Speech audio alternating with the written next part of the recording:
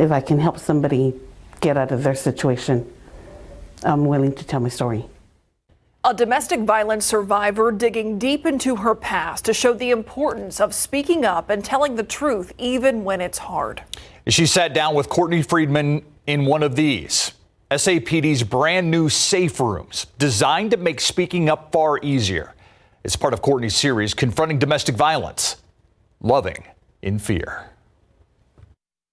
It all started with control. Don't wear this, don't wear that. Towards the end, it got physical. I just couldn't hide it anymore, and I couldn't do it no more. This survivor who didn't want to be identified bravely made it out of 2 abusive marriages in a row. 2 decades later, she wants victims to take the early steps she didn't.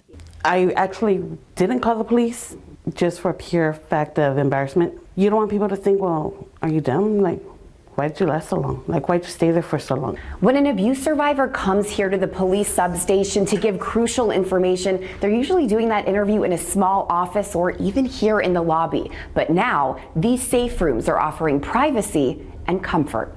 2 months ago, SAPD unveiled one in every substation as part of Metro Health's trauma-informed care. That means we are being more sensitive to the way people experience being victim of a crime and communicating with law enforcement, communicating with an advocate. Metro Health Administrator Erica Haller-Stevenson says all those conversations now happen in these rooms. That helps the victim provide better statements, they feel more at ease, and providing more details about what happened. SAPD Detective Beto Carrillo does those interviews every day and is already seeing a huge difference for entire families. A lot of people don't think about the kids in these situations. While mom and dad are here talking to police, they are now able to be distracted, sit at a table their size, color something, hug a stuffed animal, or even read one of these many books. My daughter was here, there's something to occupy her, and which would let me be more truthful with what's happening to me.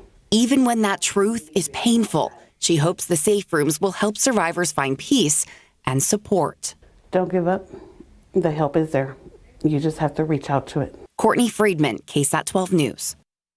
The help is absolutely there. If you or someone you know is struggling in an abusive relationship, we have a long list of resources that can do just that, that can help.